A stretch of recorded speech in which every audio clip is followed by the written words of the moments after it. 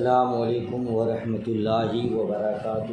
میں محمد عظمت رضا رضوی نظامی استاد جامعۃ الرضا فاطمۃ الزہرا اون سورت گجرات درجہ فضیلت کی محنتی طالبات سے مخاطب اور بخاری شریف کا درس دینے جا رہا ہوں۔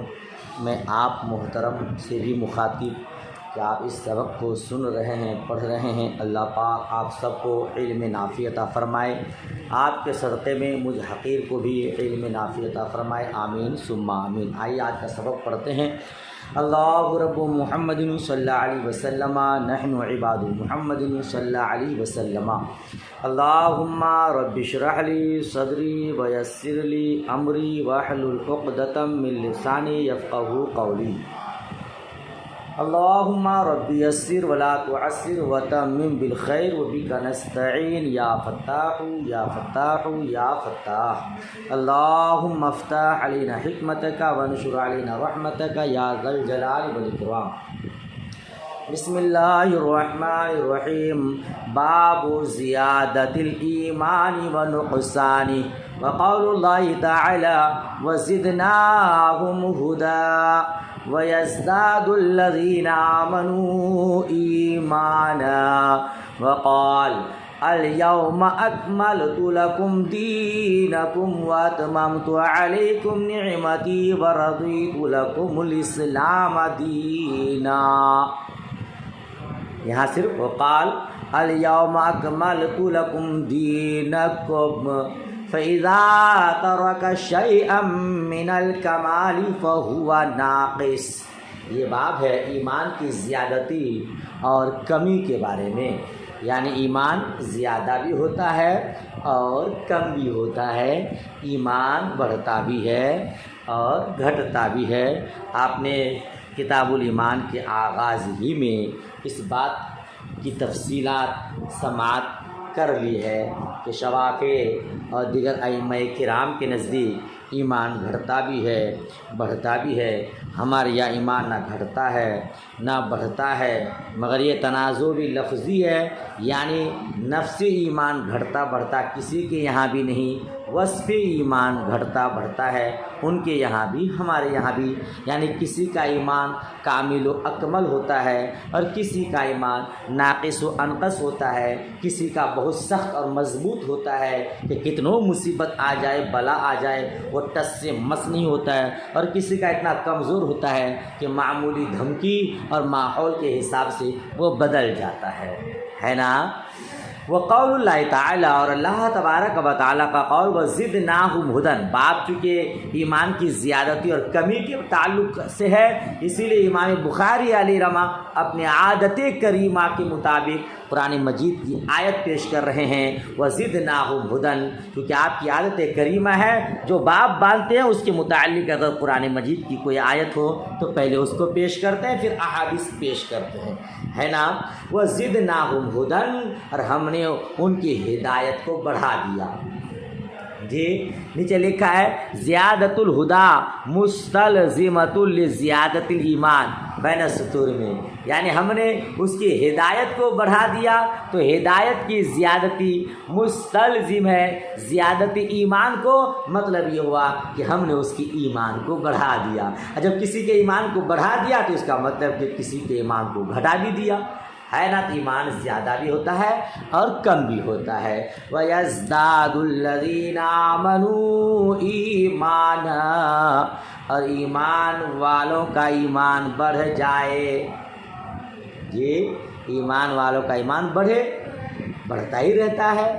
وقال، اور اللہ تبارک و تعالیٰ نے ارشاد فرمایا الیوم اکملت لکم دینکم، آج کے دن میں نے تمہارے لیے تمہارے ایمان کو تمہارے دین کو مکمل کر دیا۔ آج کے دن میں نے تمہارے لیے تمہارے دین کو مکمل کر دیا۔ اس کا مطلب کہ اس سے پہلے دین مکمل نہیں تھا، کم تھا، اب جا کے مکمل ہوا۔ سمجھ شریف بات آ رہی ہے؟ ثابت وہی کرنا چاہتے ہیں کہ ایمان گھٹتا بھی ہے بڑھتا بھی ہے۔ فَإِذَا تَرَكَ شَيْئًا مِّنَ الْكَمَالِ فَهُوَ نَاقِصٌ، جب اس میں سے کمال میں سے کوئی چیز چھوڑ دے تو وہ ناقص ہے نا۔ کمال میں سے دین کامل ہوتا ہے، اسی میں سے کچھ چھوڑ دے تو وہ ناقص ہو جاتا ہے۔ یہ امام بخاری علیہ رحمہ نے باب باندھا۔ اب اسی مطابق اسی متعلق حدیث دیکھیے۔ حدثنا مسلم بن ابراہیم قال حدثنا هشام قال حدثنا قتادة عن انس عن النبي صلی اللہ تعالی علیہ وسلم قال يخرج معروف يخرج مجهول قال يخرج من النار من قال لا إله إلا الله وفي قلبه وزن شعيرة من خير ويخرج من النار من قال لا إله إلا الله وفي قلبه وزن برة من خير ويخرج من النار من قال لا إله إلا الله وفي قلبه وزن ذرة من خير قال أبو عبد الله قال أبان حدثنا قتادة حدثنا أنس عن النبي صلى الله تعالى عليه وسلم من إيمان مكان خير۔ حضرت مسلم بن ابراہیم نے ہم سے حدیث بیان کی۔ حدثنا کا فاعل کون ہے؟ یہ حضرت امام بخاری علیہ رحمہ۔ امام بخاری فرماتے ہیں ہم سے حدیث بیان کی مسلم بن ابراہیم نے، نا ضمیر متکلم حضرت امام بخاری علیہ رحمہ کی طرف، مسلم بن ابراہیم اس کا فاعل۔ مسلم بن ابراہیم نے ہم سے حدیث بیان کی، فرماتے ہیں ہم سے حدیث بیان کی ہشام نے، وہ فرماتے ہیں ہم سے حدیث بیان کی قتادہ نے۔ حضرت انس رضی اللہ تعالی عنہ کے حوالے سے وہ روایت کرتے نبی مکرم صلی اللہ تعالی علیہ وسلم سے مصطفیٰ کریم نے ارشاد فرمایا وہ سب لوگ جہنم سے نکالے جائیں گے جنہوں نے لا الہ الا اللہ کہا اور ان کے دل میں جو کے برابر بھی خیر ہوگا۔ خیر سے مراد ایمان ہوگا۔ جس کے دل میں جو کے دانہ کے برابر بھی خیر ہوگا، بھلائی ہوگی، ایمان ہوگا، وہ لوگ جہنم سے نکال دیے جائیں گے۔ ٹھیک ہے، یخرجو جب مجہول پڑھیں گے اور جب معروف پڑھیں گے یخرجو تو نکال دے گا۔ ان لوگوں کو اللہ تبارک و تعالیٰ جہنم سے نکال دے گا جس نے لا الہ الا اللہ کہا اور ان کے دل میں جو کے برابر خیر ہوگا۔ ٹھیک ہے نا؟ اور وہ لوگ بھی جہنم سے نکالے جائیں گے جنہوں نے لا الہ الا اللہ کہا اور ان کے دل میں گیہوں کے برابر خیر ہوگا، یعنی ایمان ہوگا، بھلائی ہوگی۔ اور وہ لوگ بھی جہنم سے نکالے جائیں گے جنہوں نے لا الہ الا اللہ کہا اور ان کے دل میں ذرہ کے برابر خیر ہوگا، ایمان ہوگا۔ اور دوسری روایت میں خیر کے بجائے ایمان آیا ہے، ایمان مکان خیر، خیر کی جگہ میں ایمان آیا ہے، یعنی جس کے دل میں ذرہ برابر ایمان ہو وہ جہنم سے نکالے جائیں گے۔ آپ کو پہلے بھی میں بتا چکا ہوں کہ جو مومن ہوگا، مسلمان ہوگا، وہ آخر میں جنت ہی جائے گا۔ مسلمان مومن کے لیے خلود فی النار نہیں ہے، یعنی ہمیشہ دوزخ میں نہیں رہنا ہے۔ ہاں اگر اعمال بد کیا ہے، نماز کا تارک ہے، زکوٰۃ کا تارک ہے، صوم و صلات کا پابند نہیں ہے، اعمال صالحہ نہیں کرتا ہے، برے کردار اور برے کرتوت کو انجام دیتا ہے، تو اسے ان کی گناہوں کی سزا ملے گی اور تھوڑی دیر کے لیے وہ جہنم میں جائے گا، بالآخر وہ جنت میں جائے گا۔ تو یہاں تین لفظ ہے، ایک ہے شعیرہ، ایک ہے برہ، ایک ہے ذرہ۔ تو شعیرہ کا معنی جو میں نے لگایا، برہ معنی گیہوں، اور ذرۃ کا معنی ذرے۔ ذرے ان چھوٹے چھوٹے غبار کے ریزوں کو کہتے ہیں، دھول کے ان ذرات کو کہتے ہیں، چھوٹے چھوٹے جو دھوپ میں اس وقت نظر آتے ہیں جب دھوپ مکان کے اندر پڑ رہی ہو۔ آپ سو رہے ہیں، آج تو الحمدللہ آپ کا مکان پکا ہے، لیکن مان لیجئے کھڑکی ہے، کھڑکی کے سوراخ سے دھوپ آئی تو آپ دیکھیے گا اس میں ذرات اڑتے ہوئے آپ کو نظر آئیں گے، اسی کو کہتے ہیں ذرہ، اسی کو کہتے ہیں جزء الذی لا یتجزا۔ یہ ایسے اجزاء ہے جن کا اجزا نہیں ہو سکتا، ہے نا. یہ ایسے جز ہیں جن کی تقسیم نہیں ہو سکتی، جز نہیں ہو سکتا. اسی کو کہتے ہیں جزء الذی لا یتجزا، اور اسی کو کہتے ہیں ذرہ برابر. مطلب یہ ہوا کہ جن کے دلوں میں ذرہ برابر بھی، ان غبار کے برابر بھی ایمان ہوگا، وہ کیا ہوں گے؟ جنتی ہوں گے. سزا بھگتنے کے بعد، جہنم میں رہنے کے بعد پھر اسے نکال دیے جائیں گے ان کی ایمان کی بنیاد پر. ٹھیک ہے نا. اچھا، اس حدیث میں کہیں جو ہے شعیرہ، برہ، ذرہ، ان الفاظ سے یہ سمجھ میں آ رہا ہے کہ ایمان کسی کا گیہوں کے برابر، کسی کا جو کے برابر، کسی کا ذرہ برابر. تو ایمان کی مقدار کو بیان فرمایا ہے. حالانکہ آپ پہلی کتاب الایمان میں پڑھیں کہ ایمان مقداری چیز نہیں ہے. اسی لیے تو ہم اعناف کہتے ہیں کہ ایمان نہ گھٹتا ہے نہ بڑھتا ہے. ایسا نہیں کہ کسی کا ایمان 1 کلو کا ہے، کسی کا 2 کلو کا ہے. جی، کسی کا ایمان 1 فٹ کا ہے، کسی کا 2 انچ کا ہے، ایسا نہیں ہے نا. لیکن یہاں شعیرہ، برہ، ذرہ کے الفاظ سے یہ سمجھ میں آ رہا ہے کہ ایمان مقداری ہے. تو آپ اس کا جواب یہ دیں گے کہ یہاں مقدار بیان کرنا نہیں ہے، بلکہ غیر محسوس کو بطور تمثیل محسوس فرض کر کے سمجھانے کے لیے ارشاد ہوا. سمجھنا کیسے سمجھیں گے کہ کسی کا ایمان کتنا ہو، اس کو سمجھانا مشکل تھا. وہ غیر محسوس چیز ہے ایمان، لہذا اس کو ایک محسوس چیزوں کے ذریعے مثال دے کر ہمارے اور آپ کے لیے مصطفیٰ کریم نے سمجھایا کہ گیہوں کے برابر ہو، جو کے برابر ہو، ذرہ کے برابر ہو، اگر کسی کے دل میں ایمان ہے وہ بالآخر نجات پائے گا. سمجھ شریف میں بات آئی. اچھا، دوسری بات اس میں کیا کہا؟ من قال لا الہ الا اللہ، جس نے لا الہ الا اللہ کہہ دیا. تو خالی لا الہ الا اللہ یہی کلمہ پڑھنا کافی ہے کہ اللہ کے سوا کوئی معبود نہیں؟ اتنا کسی نے پڑھ لیا اور محمد رسول اللہ نہیں پڑھا تب بھی وہ ایمان ہے، مومن ہے اور اس کا ایمان ہے اور وہ جنتی ہے؟ نہیں محترمہ، یہاں لا الہ الا اللہ سے پورا کلمہ طیبہ مراد ہے. یعنی لا الہ الا اللہ پورا کلمہ طیبہ کا یہ علم ہے اور نام ہے. جیسے قرآن مجید کی صورتوں کا نام رکھتے ہیں سورۃ الحمد، کہتے ہیں سورہ قل یا الکافرون، سورہ الحمد، سورہ قل هو اللہ احد. تو خالی قل هو اللہ احد یا قل یا الکافرون یا الحمدللہ پڑھنا کافی ہے نماز میں؟ نہیں، یہ پوری سورت کا نام ہے. یہ ہے نا. تو ابتدائی جز پر کل کا نام رکھ دیتے ہیں. الحمد سے مراد پوری سورہ الحمد، قل یا الکافرون سے مراد سورہ کافرون پوری، قل هو اللہ سے مراد پورے سورہ اخلاص. اسی طرح لا الہ الا اللہ سے مراد پورا کلمہ طیبہ. سمجھ شریف میں بات آئی. تو جس نے لا الہ الا اللہ محمد رسول اللہ پڑھا اور اس کے دل میں رائے کے دانہ کے برابر ذرہ برابر ایمان ہو، وہ بالآخر جنتی ہے. بات ختم ہو گئی. آگے کی حدیث دیکھیے.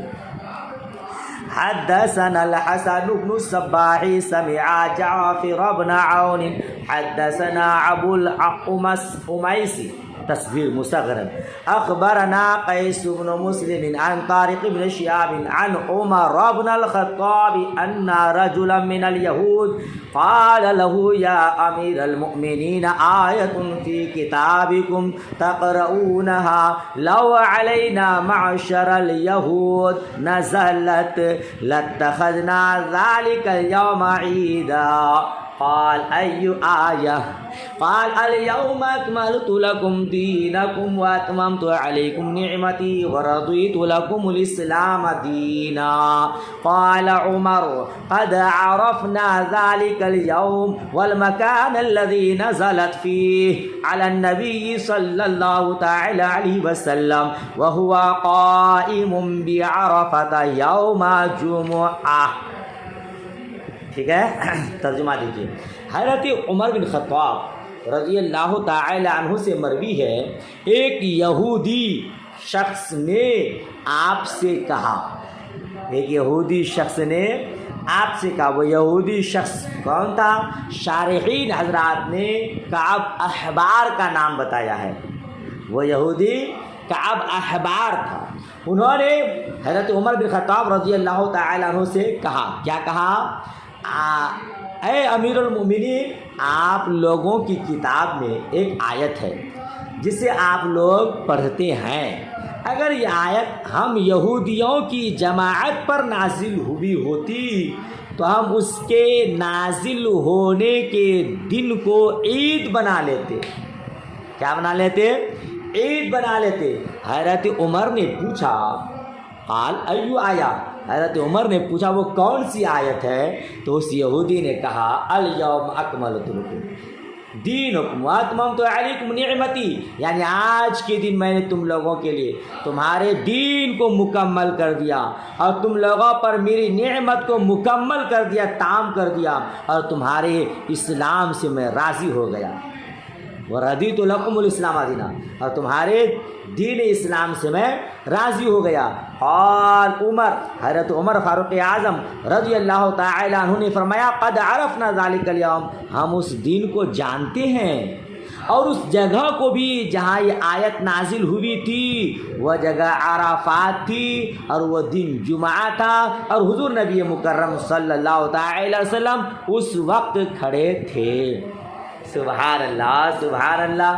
قربان جائیے، یہودی کیا کہہ رہا ہے کہ جس دن یہ آیت نازل ہوئی، اگر ہم میں یہ آیت نازل ہوتی تو ہم اس کو عید مناتے۔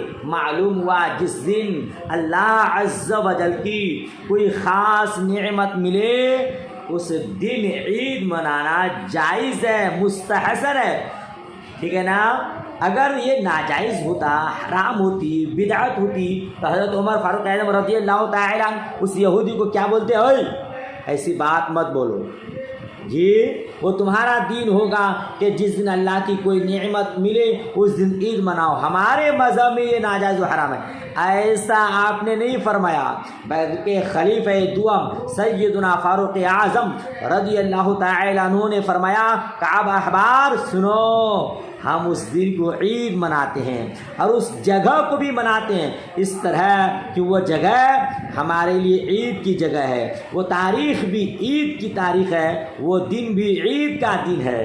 سبحان اللہ، ہے نا؟ مقام عرفات ظاہر ہے اللہ عز و جل کی سب سے بڑی نعمت حضور مصطفیٰ کریم صلی اللہ تعالی علیہ وسلم ہے، تو جس دن یہ نعمت ملی یعنی یوم ولادت کو عید منانا بلا شبہ جائز و مستحسن ہوگا۔ اسی لیے جمہور امت کا معمول ہے کہ 12 ربیع الاول شریف کو بڑے دھوم دھام سے عید میلاد النبی صلی اللہ تعالی علیہ وسلم کا جشن مناتے ہیں۔ ارے بھائی، یہودی یہ تمنا اور یہ خواہش ظاہر کر رہا ہے کہ کاش یہ آیت ہمارے دین، ہمارے مذہب، ہماری کتاب میں نازل ہوتی تو ہم اس کو عید مناتے، تو ہم اور آپ بھلا کیوں نہ ایسی خواہش کریں۔ تو حضرت عمر فاروق اعظم نے کہا، ہم اس مقام کو بھی مقام عرفات سے جانتے ہیں اور وہ دن جمعہ کا دن تھا، ہم اس کو عید مناتے ہیں۔ جمعہ سید الایام ہے، ہفتے کی عید ہے۔ سبحان اللہ، سبحان اللہ۔ جس دن کوئی نعمت اترے وہ عید کا دن ہو، جس دن حضرت موسیٰ کلیم اللہ علی نبینا علیہ الصلاۃ والسلام پر دسترخوان اترے وہ اس کو عید منائے، تو جس دن پوری کائنات کے وجود کا سبب وجہ تخلیق کائنات تشریف لائی، تو پھر ان کے آنے کے دن کو ہم بھلا عید کیوں نہ بنائیں؟ بلکہ حقیقت یہ ہے کہ مصطفیٰ کریم صلی اللہ تعالی علیہ وسلم کی ذات تمام نعمتوں سے بڑھ کر ہے، نعمت عظمیٰ ہے۔ دیکھیے نا، قرآن مجید میں رب قدیر نے کیا ارشاد فرمایا، پروردگار عالم نے ہمارے آپ کے لیے پوری کائنات کو وجود بخشا، ہر طرح کی نعمتیں ہمارے لیے نازل فرمائی. ہزار نعمتیں ایسی ہیں جسے دیکھنے کے بعد لگتا ہے کہ یہ سب سے بڑی نعمت ہے، مگر مصطفیٰ کریم کے نازل ہونے کے بعد رب قدیر نے ارشاد فرمایا لقد من اللہ علی المؤمنین اذ بعث فیہم رسولا.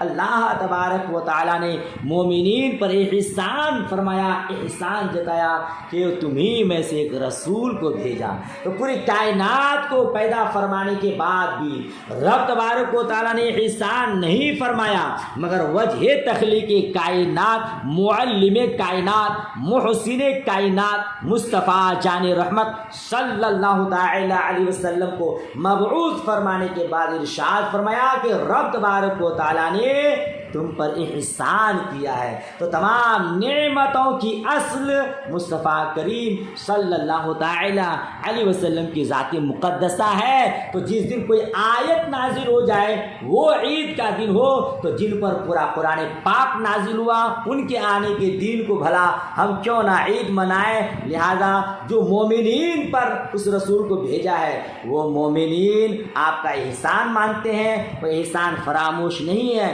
عید مناتے ہیں. اور جو مومنین نہیں ہے بھلا وہ کیوں عید منائے، کیونکہ ان پر کچھ احسان ہوا ہی نہیں ہے. تو جو مومنین ہیں وہ عید مناتے ہیں ماشاءاللہ، جو مومنین نہیں ہے وہ عید نہیں مناتے ہیں. جبھی تو سرکار مفتی اعظم ہند علی رحمہ فرماتے ہیں نثار تیری چہل پہل پر ہزاروں عیدیں ربیع الاول، سوائے ابلیس کے جہاں میں سبھی تو خوشیاں منا رہے ہیں.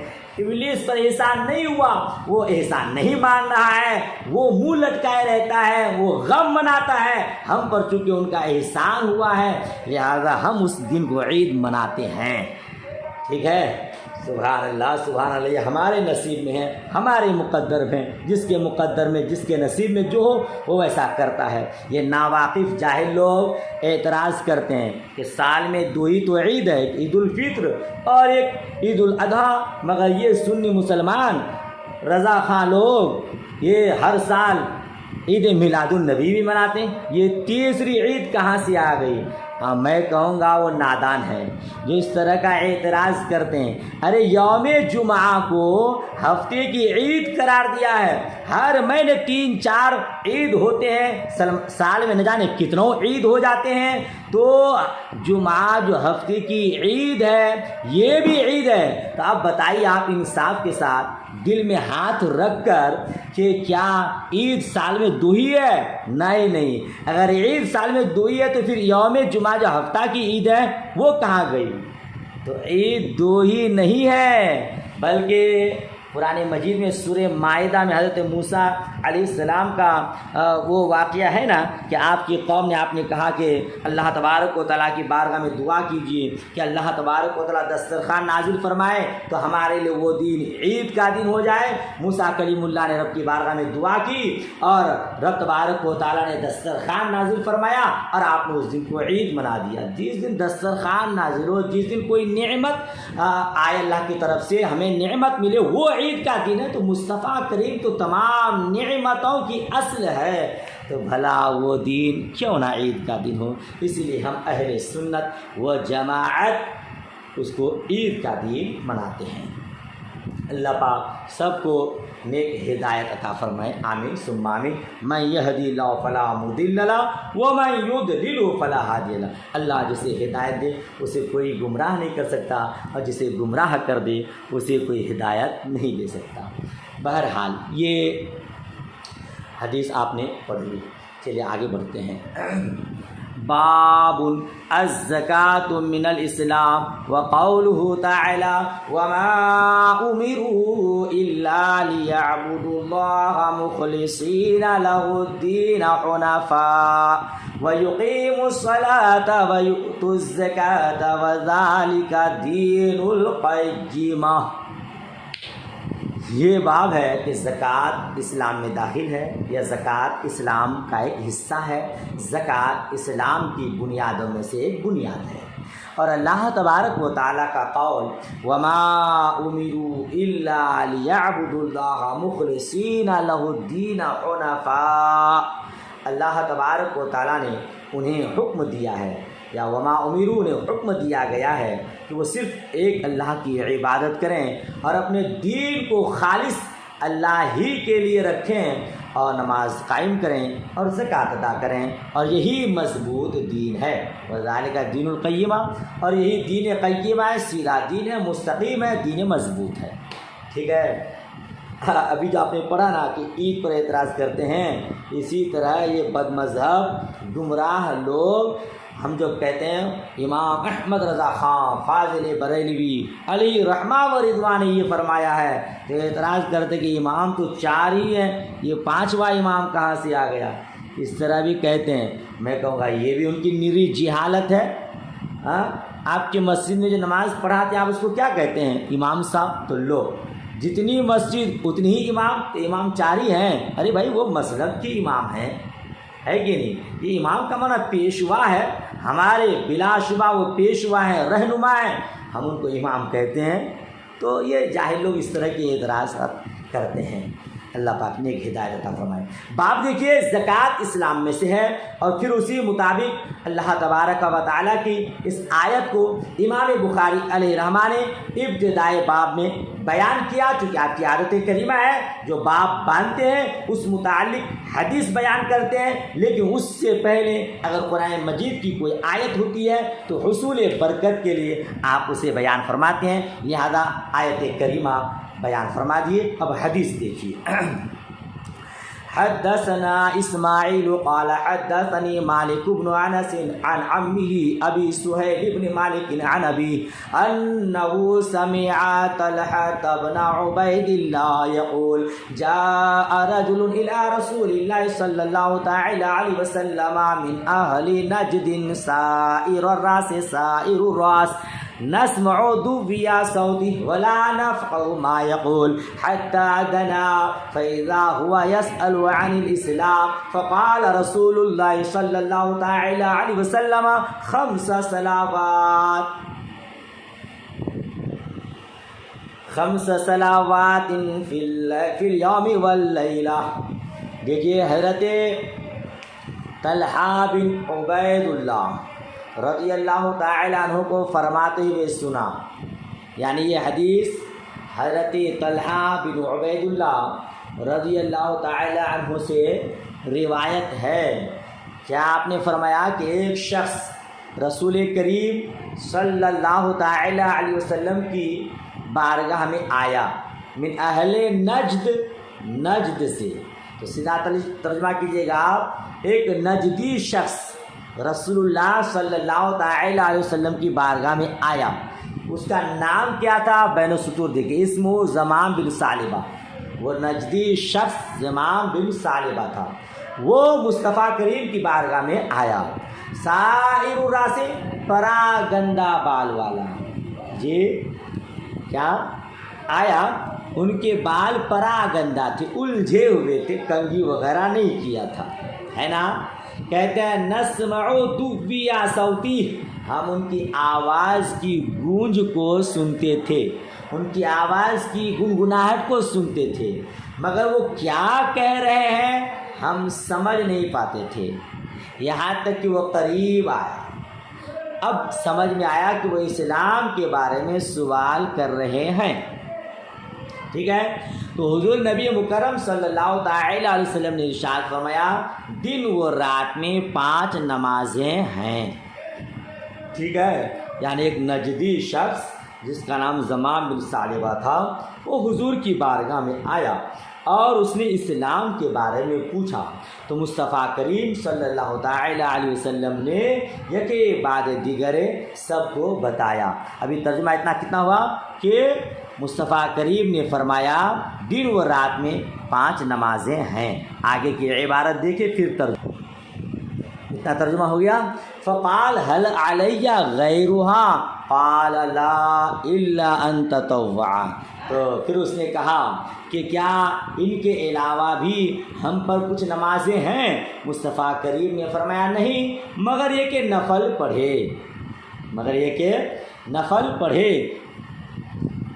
وقال رسول اللہ صلی اللہ تعالیٰ علیہ وسلم وصیام رمضان، پھر اس کے بعد مصطفیٰ کریم صلی اللہ تعالیٰ علیہ وسلم نے ارشاد فرمایا اور رمضان کے روزے، قال هل علی غیرہ، اس نجدی شخص نے کہا کیا ان کے علاوہ بھی کچھ اور ہے، ان کے علاوہ بھی کچھ اور ہے؟ قال وذکر له رسول اللہ صلی اللہ تعالی علیہ وسلم زکات، نہیں قال لا الا ان تتوبا، اس نے کہا کہ کیا رمضان کے روزے کے علاوہ بھی کچھ اور ہے؟ تو حضور نے ارشاد فرمایا نہیں مگر یہ کہ نفل روزے رکھے۔ پھر حضور اقدس صلی اللہ تعالی علیہ وسلم نے ان کے سامنے زکوٰۃ کو ذکر فرمایا، یعنی زکوٰۃ کا بیان کیا۔ قال هل علی غیرہا، تو اس نزدیک شخص نے پوچھا اس کے سوا اور کچھ؟ حضور نے ارشاد فرمایا نہیں، ہاں تو چاہے تو صدقہ نافلہ دے، الا ان تطوع، مگر تو چاہے تو کیا کرے؟ صدقہ نافلہ دے۔ کہتے ہیں فَأَدْبَرَ الرَّجُلُ وَهُوَ يَقُولُ وَاللَّهِ لَا أَزِيدُ عَلَى هَذَا وَلَا أَنْقُصُ، کہتے ہیں اس کے بعد یہ شخص، وہ آدمی واپس ہوئے اور یہ کہتے جاتے تھے خدا کی قسم نہ اس پر زیادہ کروں گا نہ کمی کروں گا۔ قال رسول اللہ صلی اللہ علیہ وسلم افلح ان صدقہ، اس پر حضور اعظم صلی اللہ تعالی علیہ وسلم نے فرمایا یہ شخص کامیاب ہو گیا اگر سچا ہے۔ ترجمہ ہو گیا، بڑی وضاحت کر دیتا ہوں، دیکھیے مفہوم اس کا۔ دیکھیے انہوں نے سوال کیا تھا اسلام کے بارے میں، ہے نا، اسلام کے بارے میں سوال کیا تھا، اور حضور نبی مکرم صلی اللہ تعالی علیہ وسلم نے صرف فرائض کی تلقین فرمائی، نمازیں ہیں دن رات میں 5، پھر رمضان شریف کے روزے ہیں، پھر زکوٰۃ ہے نا، پھر ان کے علاوہ نفلی عبادتیں ہیں، تو اس نے اسلام کے بارے میں سوال کیا تھا۔ حضور نے فرائض کی تلقین فرمائی، ٹھیک ہے نا، حالانکہ اسلام کے بنیادی رکن شہادتین ہے، مصطفیٰ کریم نے ان کو نہیں بیان کیا۔ حضور نے نہیں یہ فرمایا اشہد ان لا الہ الا اللہ و اشہد ان محمد رسول اللہ، اس کی گواہی دو، ٹھیک ہے۔ تو ایسا کیوں؟ اسلام کے بارے میں سوال کیا تھا تو اسلام کا بنیادی رکن جو کلمہ طیبہ ہے، شہادتین ہے، اس کو بیان فرمانا چاہیے تھا، مگر مصطفیٰ کریم نے وہ نہیں فرمایا، خالی فرائض کی تعلیم دی۔ تو اس کا سبب یہ ہے، اس کی وجہ یہ ہے کہ حضور کو معلوم تھا یہ مسلمان ہو چکے ہیں، انہیں صرف فرائض کی تعلیم کی ضرورت ہے، اسی لیے فرائض کی تعلیم دی، ٹھیک ہے۔ دوسری بات کہ یہاں تو اتنا ہی ہے، لیکن کتاب الصوم میں ان کا سوال یہ ہے اخبرنی ماذا فرض اللہ علیہ من الصلاۃ، یعنی مجھے بتائیے اللہ نے مجھ پر کتنی نمازیں فرض کی ہے، سمجھ رہے ہیں؟ یہ کتاب الصوم میں یہ سوال اس طرح سے ہے، اور آپ کو معلوم ہے کہ ایک روایت دوسری روایت کی تفسیر ہوتی ہے، اور یہ روایت بالمعنی شائع ہے، ظاہر ہے، عام ہے، ٹھیک ہے نا۔ تو سوال چونکہ نماز کے متعلق تھا، فرائض کے متعلق تھا، اسی لیے حضور نے نماز روزہ وغیرہ پر اکتفا فرمایا۔ سمجھ شریف بات آئی۔ اب دوسرا اعتراض یہ ہوگا، دیکھیے آپ یہاں نماز کے بارے میں فرمایا، صوم رمضان کی تعلیم دی، زکوٰۃ کی تعلیم دی، حج کی تعلیم نہیں دی۔ چلیے بھائی وہ ایمان لا چکا تھا، شہادتین کی تعلیم دینا اس کو ضروری نہیں تھا، لیکن حج تو فرض ہے، پھر اس حدیث میں حج کا تذکرہ مصطفیٰ کریم نے کیوں نہیں فرمایا؟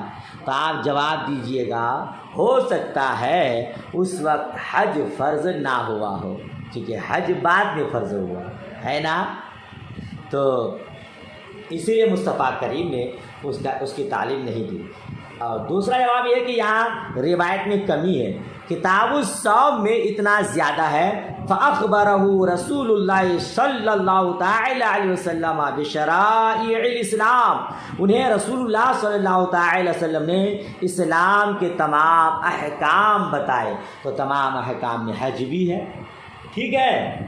اچھا، تو معلوم ہوا کہ تمام ارکان اسلام کی تعلیم دی، تمام فرائض کی تعلیم دی، ٹھیک ہے نا۔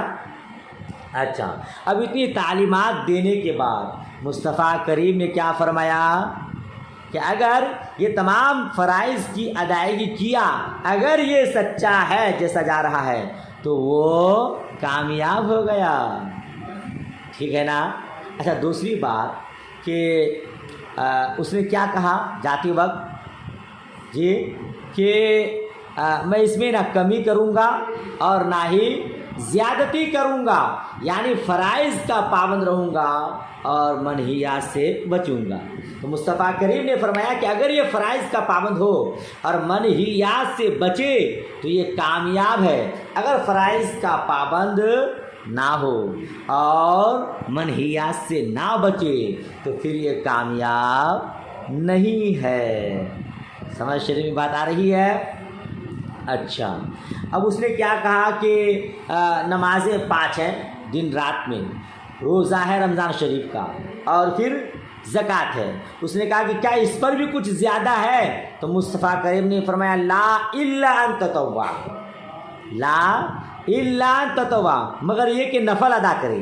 یاد رکھیے گا یہ استثناء متصل ہے یا استثناء منقطع، تو دونوں قول ہے، متصل بھی اور منقطع بھی۔ ہم احناف اس کے قائل ہیں کہ یہ استثناء متصل ہے، اور شوافی اس کے قائل ہیں کہ یہ استثناء منقطع ہے۔ ٹھیک ہے، اگر یہ استثناء متصل مانا جائے تو حدیث کا مطلب یہ ہوگا کہ ان کے علاوہ اور کچھ فرض نہیں، ٹھیک ہے نا، مگر یہ کہ نفل پڑھو تو شروع کرتے ہی واجب ہو جائے گی، اس لیے کہ استثناء متصل میں مستثنیٰ کا مستثنیٰ منہ کی جنس سے ہونا ضروری ہے۔ ہدایت النو آپ پڑھے ہیں۔ اور اگر یہ استثناء منقطع ہے تو چونکہ اس میں مستثنیٰ منہ میں داخل نہیں ہوتا، اس لیے مطلب یہ ہوگا کہ فرائض یہی ہیں، ان کے علاوہ نوافل ہیں، پڑھو گے تو ثواب پاؤ گے، نہیں پڑھو گے تو کوئی گناہ نہیں۔ سمجھ رہے ہیں آپ؟ اچھا، اس کی بنیاد ایک دوسرے اختلاف پر مبنی ہے۔ یاد رکھیے گا ہم احناف کے نزدیک نفل شروع کرنے سے واجب ہو جاتی ہے، یہاں تک کہ اگر کوئی نفل نماز یا روزہ شروع کر کے توڑ دے تو اس کا پورا کرنا واجب ہے۔ چنانچہ رب تبارک و تعالیٰ نے قرآن مجید میں ارشاد فرمایا ہے وَلَا تُبْطِلُوا أَعْمَالَكُمْ، سورہ محمد میں آیت نمبر 33 ہے، اپنے اعمال باطل مت کرو۔ اور امام احمد نے اپنی مسند میں ام المؤمنین حضرت عائشہ صدیقہ رضی اللہ تعالی عنہا سے روایت کیا ہے، انہوں نے فرمایا ہے کہ اصبحت انا وحفصۃ صائمتین فاہدیت لنا شاۃ فاکلنا فدخل علینا النبی صلی اللہ تعالی وسلم فاخبرناه فقال صوما یوما مکانہ۔ کیا مطلب؟ حضرت عائشہ صدیقہ رضی اللہ تعالیٰ عنہ فرماتی ہیں کہ میں نے اور حفصہ نے روزہ رکھا، اسی دن ایک بکری ہدیے میں ہمارے پاس آئی، ہم نے کھا لیا۔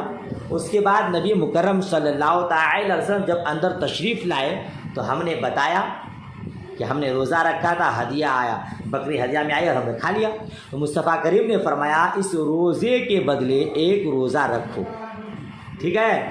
اور دار قطنی میں ہے کہ حضرت جویریہ رضی اللہ تعالیٰ عنہ نے روزہ رکھ کر توڑ دیا، حضور نے اس کی قضا کا حکم دیا، ٹھیک ہے۔ تو دیکھیے آپ اس آیت میں لا تبطلوا اعمالکم میں لا تبطلوا نہیں کا صیغہ ہے، اور نہیں میں اصل تحریم یعنی منع فرمایا، حرام ہے، ٹھیک ہے نا۔ اور حدیث میں سوما امر کا صیغہ ہے، تو امر میں اصل وجوب۔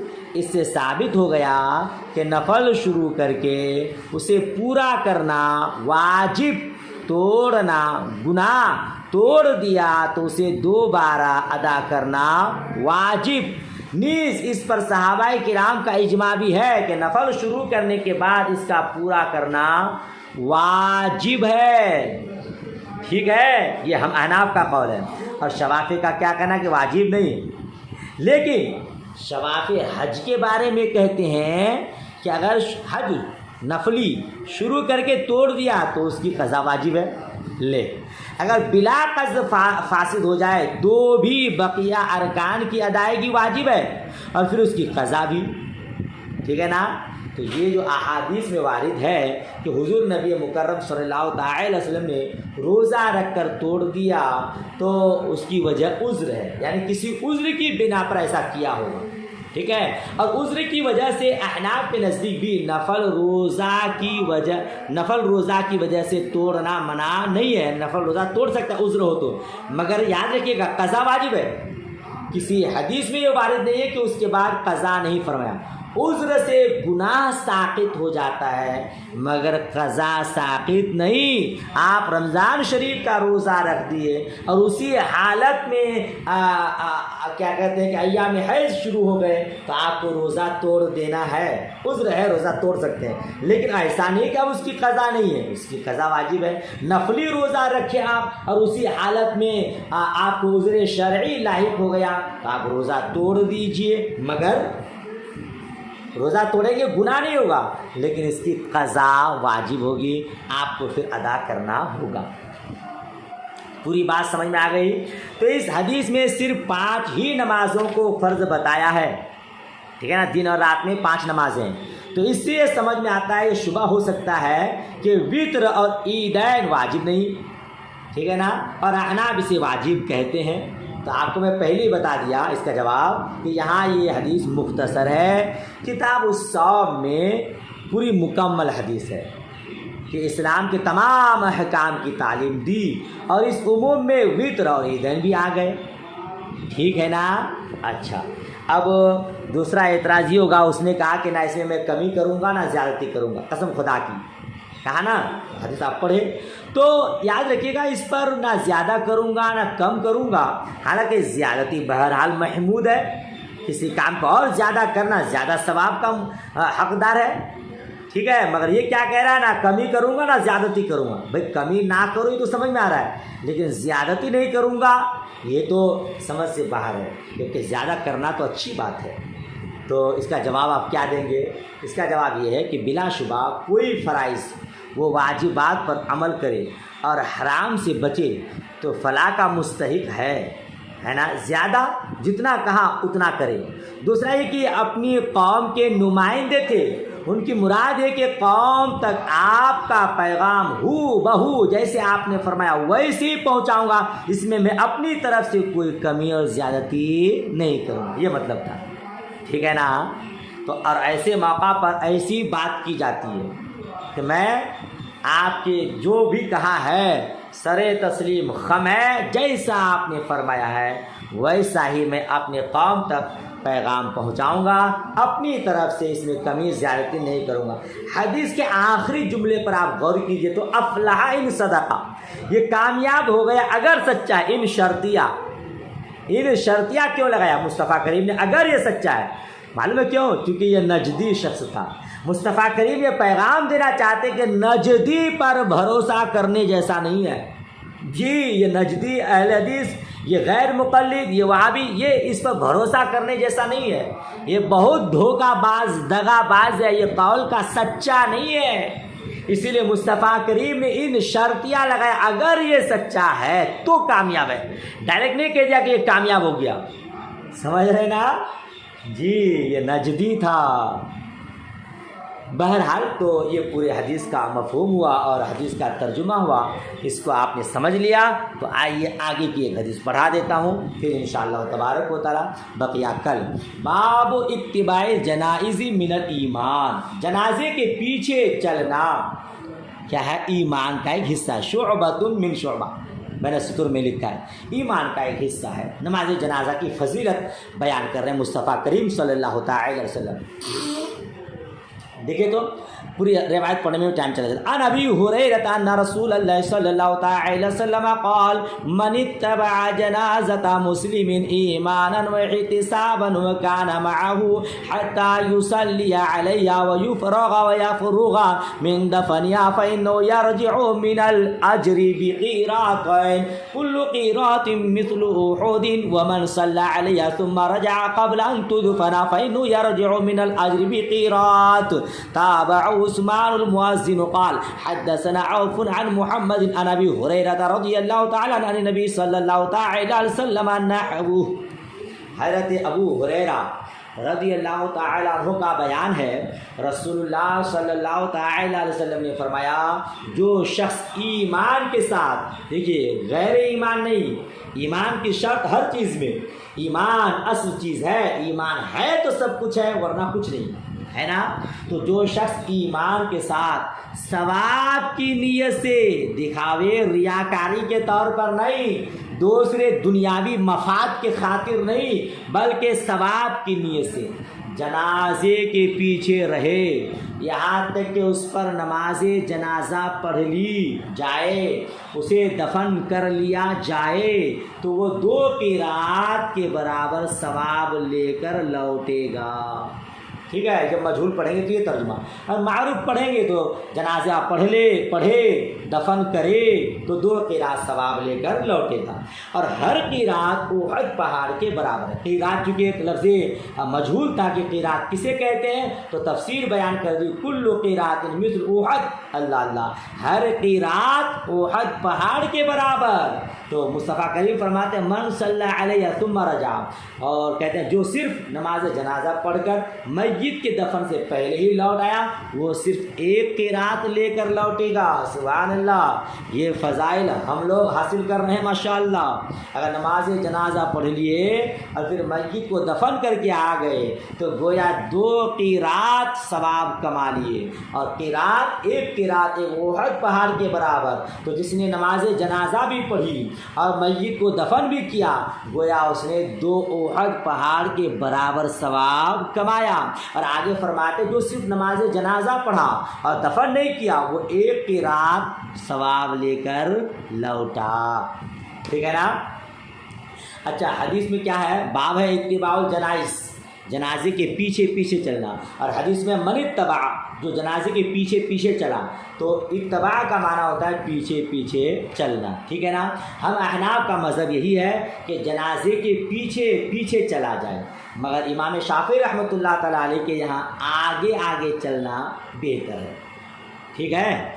بہرحال تو جو یہ کرے، اچھا اگر کوئی نماز جنازہ پڑھ کر واپس آ جاتا ہے تو مسئلہ یہ ہے کہ ولی سے اجازت لے کہ بھائی میں خالی جنازہ پڑھ لیا اور دفن میں شریک نہیں ہو پاؤں گا، یہ عذر ہے یا یہ مجبوری ہے، ٹھیک ہے نا۔ تو ولی سے اجازت لے کر واپس ہونا یہ بہتر ہے، ورنہ ویسے بھی واپس ہو سکتا ہے۔ بہرحال اللہ پاک ہم سب کو عمل کی توفیق رفیق عطا فرمائے۔ مزید مسئلہ آپ جانتے ہی ہیں کہ کن کی جنازہ پڑھنا چاہیے اور کن کی جنازہ نہیں پڑھنا چاہیے۔ جو مسلمان ہو، مومن ہو، ان کی نماز جنازہ پڑھی جائے۔ جو بد مذہب لوگ ہیں، جو ہم اہل سنت و جماعت کے مسلک کے خلاف ہیں، وہ گمراہ بد مذہب ہیں، مرتد ہیں، ان کی نماز جنازہ میں شرکت نہیں کرنی چاہیے۔ مسئلہ آپ جانتے ہیں کہ اگر ایسے کی جنازہ میں شریک ہوا یا ایسے کی نماز جنازہ پڑھا تو تجدید ایمان ہے، تجدید بیعت ہے، تجدید نکاح ہے نا۔ نیا پھر سے مرید ہونا پڑے گا، پھر سے ایمان لانا ہوگا، پھر سے نکاح پڑھنا ہوگا۔ تو یہاں یہ ثواب ہر معاملے میں، مسلمانوں کی نماز جنازہ پڑھنے میں ہے، مومن کی نماز جنازہ پڑھنے میں ہے، کافر یا مرتد بد مذہب گمراہ لوگوں کی نماز جنازہ میں نہیں ہے۔ اللہ پاک سب کو عمل کی توفیق رفیق عطا فرمائے۔ دعائے خیر میں یاد رکھیے۔ آج کا سبق یہیں تک، انشاءاللہ اس کے آگے کل۔ اللہ حافظ، خدا حافظ۔